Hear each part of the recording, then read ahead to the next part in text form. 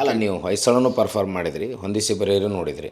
ಅದು ನಿಮಗೆ ಪರ್ಸ್ನಲಿ ಖುಷಿ ಕೊಟ್ಟದ್ದು ಯಾವುದು? ಒಬ್ಬ ನಟನಿಗೆ ಎಲ್ಲ ಕ್ಯಾರೆಕ್ಟರ್ಸ್ ಅಷ್ಟೇ, ಬಟ್ ನನಗೆ ಹೆಚ್ಚು ಪ್ರೀತಿ ಬರ್ತದೆ, ನಾನು ಇದನ್ನು ಪರ್ಫಾರ್ಮ್ ಮಾಡ್ಬೋದು ಅಂತ ನಿಮ್ಗೆ ಅನಿಸಿದ್ದು ಯಾವುದು? ಇಲ್ಲ, ನಾನು ಮಾಡಿರೋ ಪ್ರತಿ ಸಿನಿಮಾನು ಪ್ರತಿ ಕ್ಯಾರೆಕ್ಟ್ರು ನನಗೆ ಯಾವತ್ತು ಖುಷಿ ಕೊಟ್ಟಿದೆ ಅವತ್ತಷ್ಟೇ ಮಾಡಿದ್ದೀನಿ ನಾನು. ಇದುವರೆಗೂ ನಾನು ಪಿಕ್ಚರ್ ಪ್ರತಿ ಒಪ್ಕೊಂಡಿದ್ದು, ಈಗ ನಾಳೆ ಬಿಡುಗಡೆ ಆಗುವಂಥ ಸಿನಿಮಾಗಳಾಗಲಿ ಅಥವಾ ಈಗ ಹಿಂದೆ ಬಿಡುಗಡೆ ಆಗಿರೋ ಸಿನಿಮಾಗಳು, ಅದರಲ್ಲಿ ತಕ್ಕಮಟ್ಟಿಗೆ ಗೆಲುವು ನೋಡಿದ್ದು ಇದೆ, ಚೆನ್ನಾಗಿ ಗೆಲುವು ನೋಡಿದ್ದು ಇದೆ, ಇಲ್ಲ ಜಾಸ್ತಿ ಜನ ನೋಡಲಿಲ್ಲ ಅನ್ನೋಂಥ ಪಿಕ್ಚರು ಇದಾವೆ. ಬಟ್ ಒಪ್ಕೋಬೇಕಾದ್ರೆ ನಾನು ಆ ಡ್ರೈವ್ ಕ್ರಿಯೇಟ್ ಆದಾಗ ಒಪ್ಕೊಂಡಿರ್ತೀನಿ, ಇದು ಮಾಡಬೇಕು, ಇದು ಚಲೋ ಮಾಡ್ಬೇಕು, ಚಲೋ ಅನ್ಸುತ್ತಾ ಅಂತ. ಸೊ ಹಾಗೆ ಎವ್ರಿ ಕ್ಯಾರೆಕ್ಟರ್ ಸ್ಪೆಷಲ್ ಜರ್ನಿನೇ, ಒಂದು ಕ್ಯಾರೆಕ್ಟರಿಂದ ಇನ್ನೊಂದು ಕ್ಯಾರೆಕ್ಟರ್ಗೆ ಅಂತಾರೆ. ಆಯಾ ಸಿನಿಮಾಗಳು ಆಯಾ ಬೇರೆ ಬೇರೆ ಥರದ ಎಕ್ಸ್ಪೀರಿಯೆನ್ಸ್ನ ಕೊಟ್ಟಿರ್ತವೆ. ಹೊಂದಿಸಿ ಬರೀರಿ ಅಂತ ಬಂದಾಗ ಆ ಕ್ಯಾರೆಕ್ಟರ್ದ ಪ್ರಬುದ್ಧತೆ ಏನಿತ್ತಲ್ಲ, ಅದು ಭಾಳ ಚಲೋ ಎಕ್ಸ್ಪೀರಿಯೆನ್ಸ್ ಕೊಡ್ತು. ಆ ಪ್ರಬುದ್ಧತೆ, ಪಾತ್ರದ ಪ್ರಬುದ್ಧತೆ ಪ್ಲೇ ಮಾಡ್ತಾ ಮಾಡ್ತಾ ನಮಗೊಂದು ಸ್ವಲ್ಪ ಕಾಂಟ್ರಿಬ್ಯೂಟ್ ಮಾಡಿರುತ್ತೆ. ಇನ್ನು ಹೊಯ್ಸಳ ಮಾಡಬೇಕಾದ್ರೆ ಯಾವುದೋ ಒಬ್ಬ ವೈಬ್ರೆನ್ಸ್ ಇತ್ತಲ್ಲ ಆ ಕ್ಯಾರೆಕ್ಟರ್ನಾಗ, ಅದು ಮತ್ತು ಧನು ಇದ್ದಿದ್ದು, ಆ ಎಂಟೈರ್ ಅಸೋಸಿಯೇಷನ್ ಇತ್ತಲ್ಲ, ನಮ್ಮ ಕಾರ್ತಿಕ್ ಅವರಾಗಲಿ ಅಥವಾ ವಿಜಯ್ ಅವರಾಗಲಿ ಡೈರೆಕ್ಟರು, ಸೊ ಅಸೋಸಿಯೇಷನ್. ಒಂದೊಂದು ಸಿನಿಮಾ ಒಂದೊಂದು ಜರ್ನಿ, ಪ್ರತಿಯೊಂದು ಜರ್ನಿನೂ ಐ ಆಮ್ ಸ್ಯಾಟಿಸ್ಫೈಡ್. ಈಗ ಉದಾಹರಣೆಗೆ ನಮ್ಮ ನಟರುಗಳು ಅಥವಾ ಹೊಸ ತಲೆಮಾರಿನ ಡೈರೆಕ್ಟರ್ಸಿಗೆ ಸ್ಟಡಿ ಇರಲ್ಲ ಅಂತಾರೆ. ಹಂಗೆ ಇದ್ದಾಗ ಕೂಡ ನೀವು ಕ್ಯಾಜುವಲಾಗಿ ಇಂಟರ್ವ್ಯೂ ಮಾತಾಡೋ ಮುಂದೆ ಕುವೆಂಪು ಅವ್ರನ್ನ ಕೋಟ್ ಮಾಡೋದು, ವಚನಗಳನ್ನು ಕೋಟ್ ಮಾಡೋದು, ಇದಕ್ಕೆ ಪ್ರೇರಣೆ ಏನೋ ಅಥವಾ ನಿಮ್ಮ ಓದು ನಿಮಗದು ಆ ಬೆನಿಫಿಟನ್ನು ತಂದಿದೆ, ಅದ್ರ ಬಗ್ಗೆ ನಿಮ್ಗೆ ಏನು ಅನ್ನಿಸ್ತದೆ? ನಟರು ಏನಿರ್ತಾರೆ, they do acting, that's all. ಯಾರೋ ಸ್ಕ್ರಿಪ್ಟ್ ಮಾಡ್ತಾರೆ, ಬರೀತಾರೆ. ಆಫ್ ದ ಸ್ಕ್ರೀನ್ ಅವ್ರಿಗೇನೂ ಪರ್ಫಾರ್ಮ್ ಮಾಡೋಕ್ಕಾಗಲ್ಲ. ಇವನು ಓದ್ಕೊಂಡವನು ಇಲ್ಲೋ, ಇವನಿಗೆ ಮೆಚುರಿಟಿ ಇದೆಯಲ್ಲೋ ಅಂತ ನಮ್ಗೆ ಜಡ್ಜ್ ಮಾಡೋಕ್ಕಾಗಲ್ಲ. ಬಟ್ ನವೀನ್ ಶಂಕರ್ ಅವ್ರು ನೋಡಿದಾಗ ನಮ್ಗೆ ಅದೊಂದು ಖುಷಿ ಆಗುತ್ತೆ. ನೀವು ಕುವೆಂಪು ಅವ್ರ ಕವಿತೆ ಕೋಟ್ ಮಾಡೋದಿರಲಿ, ಮತ್ತು ಬೇರೆ ವಚನಗಳನ್ನ ಕೋಟ್ ಮಾಡೋದಿರಲಿ. ಹಾಗೆ ಈ ನಮ್ಮ ಉತ್ತರ ಕರ್ನಾಟಕದ ಸೊಗಡು ಅಥವಾ ಈ ಪರಂಪರೆ ಬಗ್ಗೆ ನಿಮಗೆ ವಚನ ಸಾಹಿತ್ಯದ ಪ್ರಭಾವ ಹೆಂಗೆ ಅನ್ನಿಸ್ತದೆ? ಏನು ಮಾಡಿದ್ರೆ ಅದು ವರ್ಕೆಬಲ್ ಅಂತ ಅನ್ನಿಸ್ತದೆ? ಸ್ಕೂಲಿಂಗ್ ಬೇರೆ ಬೇರೆ ಇರ್ತಿತ್ತಲ್ಲ, ಅಂದರೆ ಒಬ್ಬೊಬ್ರದ್ದು ಒಂದೊಂಥರ. ಅಂದರೆ ಈಗ ನಾವು ಶಾಲೆಗೆ ಓದೋ ಮುಂದೆ ನಮ್ಮ ಚಿತ್ರಗೆ ಶ್ರೀ ವಿಜಯ ಮಂತೇಶ್ವರ ಶಾಲೆ, ಸೊ ಇಳ್ಕಲ್ ಮಠ,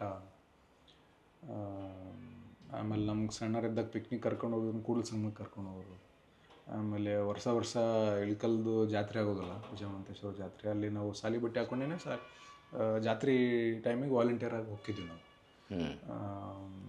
ಸೊ ಶರಣ ಸಂಸ್ಕೃತಿ ಭಾಳ ಹತ್ತಿರದಿಂದ ನೋಡಿದ್ರಿಂದ ಆಬ್ವಿಯಸ್ಲಿ ಅದ್ರ ಪ್ರಭಾವ ಇರ್ತೈತೆ.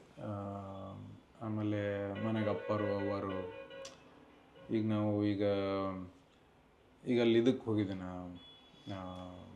ಮಡಿವಾಳ ಮಾಚೆಯವರ ಮತ್ತು ಅಲ್ಲಮ್ಮ ಪ್ರಭು ಅವರ ಗದ್ದೆಗೆ ಹೋಗಿದ್ದೆ, ಮತ್ತು ಅರಿವಿನ ಮನೆಗೆ ಹೋಗಿದ್ದೆ. ಅಲ್ಲಿ ಎಂಟ್ರಾದ, ಈಗ ನಾವು ಸ್ಟೇಜಿಂದ ಬಂದ್ವಿ, ಅಲ್ಲಿ ಒಳಗೆ ಹೋದಗಳನ್ನ ವಿಭೂತಿ ಕಾಣ್ತು, ಹಣೆಗೆ ಹಚ್ಕೊಂಡ್ವಲ್ಲ, ಅದು ಸ್ವಾಭಾವಿಕವಾಗಿ ಬಂದ್ಬಿಡ್ತಿತ್ತು. ಅದನ್ನ ಸಣ್ಣರಿದ್ದಾಗ ಈಗ ಬೆಂಗಳೂರಿಗೆ ಹೋಗಿ ಅಂತ ಅಭ್ಯಾಸ ತಪ್ಪೈತಿ. ಈಗ ಮನೆಗಿದ್ದೀವಪ್ಪ ಅಂದ್ರೆ ಅದು ಸಂಸ್ಕಾರ. ಹಾಂ. ಸೊ ಆ ವಾತಾವರಣದಾಗ ಬೆಳೆದಿರೋದ್ರಿಂದ ನಮ್ಗೆ ಸುಲಭವಾಗಿ ಮತ್ತು ಸರಳವಾಗಿ ಮತ್ತು ಸ್ವಾಭಾವಿಕವಾಗಿ ಅದರದ್ದು ಪ್ರಭಾವ ಐತಿ.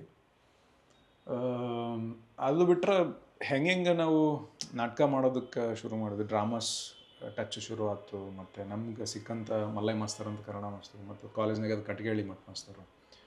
ಸೊ ಪುಸ್ತಕದ ಪ್ರಭಾವ ನಮ್ಗೆ ಬರ್ಕೋತ ಹೋತಲ್ಲ, ಹಿಂಗಾಗಿ ಯಾರು ನಮ್ಮ ಮಲ್ಲಯ್ಯ ಗಣಚಾರಿ ಸರ್, ಗಣಚಾರಿ ಸರ್. ಸೊ ಅವರಿದ್ದಾಗ ನಮ್ಮ ಫಸ್ಟ್ ಕ್ಲಾಸೇ ಅವ್ರದ್ದು, ನಮ್ಮದು ಕ್ಲಾಸಿಗೆ ಎಂಟ್ರ್ ಆದಗಳನ್ನ ಫಸ್ಟ್ ಕನ್ನಡ ಕ್ಲಾಸ್ ಅವ್ರದ್ದು.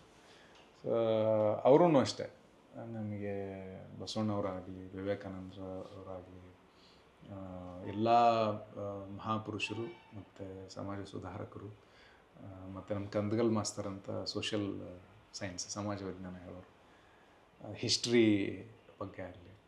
ಸೊ ನಮ್ಗೆ ಸಿಕ್ಕಿರೋ ಮಾಸ್ತರ್ಗಳಿಗೆ ನಾವು ಕ್ರೆಡಿಟ್ ಕೊಡಬೇಕು. ಅಲ್ಲಿಂದ ಅದು ಎಲ್ಲನೂ ಗೊತ್ತಿರೋದಿಲ್ಲ, ಬಟ್ ಎಷ್ಟೆಷ್ಟು ತಿಳ್ಕೊಂಡಿರ್ತೀವಲ್ಲ ಅದನ್ನ ಚಲೋದನ್ನಾಗ ತಿಳ್ಕೊತಾ ಬಂದ್ವಿ. ಓದೋ ಅಭ್ಯಾಸ ಅಲ್ಲಿಂದ ಶುರು ಆಯಿತು. ಯಾವಾಗ ಸಮಯ ಸಿಗ್ತೈತೆ ಅವಾಗ ಓದ್ಕೋತಾ ಇರ್ತೀನಿ. ನಂಗೆ ಸಿನಿಮಾ ಎಷ್ಟು ಖುಷಿ ಕೊಡ್ತೈತಲ್ಲ ಅಷ್ಟೇ ಪುಸ್ತಕನೂ ಖುಷಿ ಕೊಡ್ತೈತಿ.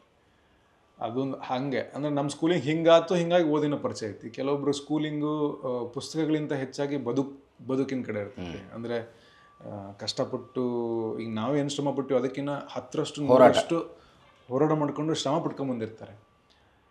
ಅಲ್ಲಿ ಅವರು ವಚನ ಹೇಳಬೇಕು ಅಥವಾ ಕವಿತೆ ಹೇಳಬೇಕು ಅನ್ನೋಂಥ ಅವಶ್ಯಕತೆ ಬರೋದಿಲ್ಲ. ಅವರು ಸ್ವಾಭಾವಿಕವಾಗಿ ಅವ್ರು ಮಾತಾಡೋ ಮಾತಲ್ಲೇ ಆ ಅನುಭವ ಕಾಣಿಸ್ತಿರ್ತೈತಿ. ಅವರ ಆಡು ಭಾಷೆ ಒಳಗೆ ಮಾತಾಡ್ಕೋತ ಅವ್ರದ್ದೇನು ಕಷ್ಟ ಇರ್ತೈತೆ ಅದ್ರಾಗೇ ಒಂದಿಷ್ಟು ಪಾಠಗಳಿರ್ತವೆ. ಬಟ್ ಯಾರಿಗೇ ಆಗಲಿ ಓದು ಅನ್ನೋದು ಇತ್ತಪ್ಪ ಅಂದ್ರೆ ಚಲೋ ಅಂತ ಅಷ್ಟೆ. ಅಂದರೆ ನಾವು ಇನ್ವೆಸ್ಟ್ ಮಾಡುವಂಥ ಸಮಯ ಏನಿರ್ತೈತಲ್ಲ ಅದು ಕಮ್ಮಿ ಸಮಯದಾಗ ಸ್ವಲ್ಪ ಜಾಸ್ತಿ ಅರ್ಥ ಮಾಡ್ಕೋಬೋದು ಅಂತ. ಯಾಕಂದರೆ ಅಷ್ಟು ಅನುಭವ ಇಟ್ಕೊಂಡು ಪುಸ್ತಕ ಬರೆದಿರ್ತಾರೆ, ಹೌದು, ವಚನಗಳು ಬರೆದಿರ್ತಾರೆ. ಸೊ ಅದನ್ನು 4 ಸಾಲನ್ನ ನಾವು ಓದಿ ಅರ್ಥ ಮಾಡ್ಕೋತೀವಿ ಅಂತಂದರೆ ಈಗ ಅವರ ಅನುಭವದಿಂದ ನಾವು ಪಾಠ ಕಲ್ತಂಗೆ ಆಯ್ತಲ್ಲ, ನಾವೇ ಅನುಭವಿಸಿ ಪಾಠ ಕಲಿಬೇಕು ಅಂತ ಇರೋದಿಲ್ಲ. ಕೆಲವೊಂದು ತಪ್ಪುಗಳಿಂದ ನಮ್ಮ ತಪ್ಪುಗಳಿಂದನೇ ಕಲಿಬೇಕಂತಿರಲ್ಲ, ಬೇರೆಯವರು ತಪ್ಪುಗಳಿಂದನೂ ಕಲಿಬೋದು. ನಮ್ಮ ಅನುಭವದಿಂದ ಕಲಿಬೇಕಂತಿಲ್ಲ, ಬೇರೆಯವರು ಒಳ್ಳೆ ಅನುಭವದಿಂದ ನಾವು ಕಲಿಬೋದಲ್ಲ. ಸೊ ಆ ಥರದ್ದೊಂದು ಅಡ್ವಾಂಟೇಜ್ ಸಿಗುತ್ತೆ ಅಷ್ಟೇ.